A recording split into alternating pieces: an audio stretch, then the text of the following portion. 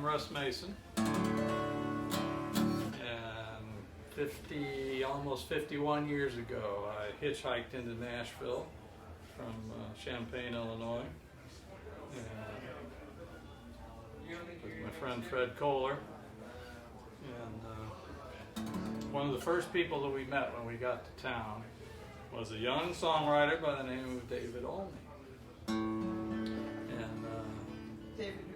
Olney, O-L-N-E-Y, David Olney. And we were all playing the same pass the hat bars and other listening rooms that were around back at that time. And I remember in particular one night we were playing down at the Old Time Picking Parlor, which was back then, it was down on 2nd Avenue, it's no longer there. And I remember having a conversation with David, which stuck with me, because he, even back then, early, as young as we were in our 20s, he was aware of enough of what he was doing that he had this sense, and he was explaining it to me, that when he went on stage, he had the opportunity to become a performer who had a persona. He didn't have to necessarily just be himself when he got up there. And you know, and for a young guy like me, just trying to figure out how to navigate my way through Nashville and how to survive on stage, it really struck me that David had that conversation already going on in his head, and he was figuring that out. And then fast forward to the 21st century, and David put together a whole book of sonnets that he wrote for himself. He's got a separate book of haikus. And there's one sonnet in here that, as I read it, I realized this was basically the same conversation that I had had with him all those years ago. This is, he says, who I really am and who I am on stage are two distinctly different entities. How can I be the same person, big and small, straight and bent? The one eats and works and sleeps and dreams, the brash, strutting other to become. The one is real, the other merely seems, extremes of a single pendulum. The way I want to live and want to feel, is it truly all mirrors and smoke? Could it be the made-up self is real and the mundane, day-to-day self the joke? Is the answer to this mystery that who I am is who I want to be? I was really struck that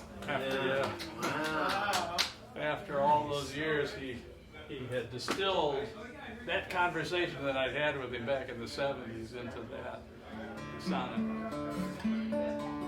So David had a really unique career, and he was a really unique songwriter. He wrote, he would write on any subject. He wrote a song about the Titanic from the point of view of the iceberg. He wrote a song about a ventriloquist from the point of view of the puppet. That one was called Who's the Dummy Now? And he had,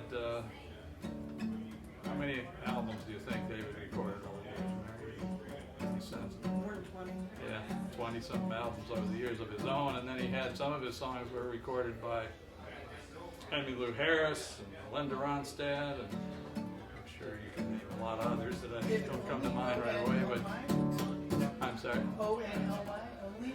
David Olney? O-L-N-E-Y, yes. Oh yeah, and there's a little documentary that you all can look at. It's about 20-something minutes long that was done.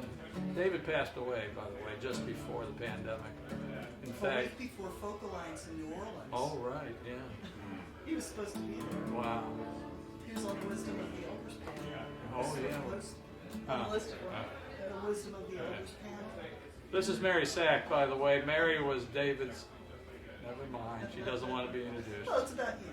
Yeah, I know. Well, that's fine. But you're here. I really appreciate you coming. I appreciate you listening. Mary used to be David's manager.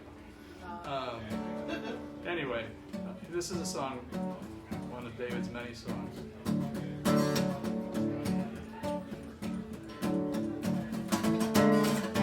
I'm just crazy about my sweet potato.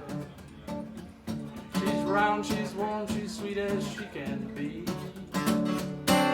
Lovely skin, lovely eyes, add a little butter and my oh my, now you're talking heaven to me. You can keep your Texas hot tamale, your lobster from the rocky coast of Maine, your crawfish from way down in Louisiana. My sweet potato puts them all to shame, yes she does. Makes me feel like some old alligator, grinning while I bounce her on my knee. I'm just crazy about my sweet potato. My sweet potato's crazy for me. Lovely skin, lovely eyes, add a little butter in my oh my, now you're talking heaven to me. You can keep your Texas hot tamale, I don't want it.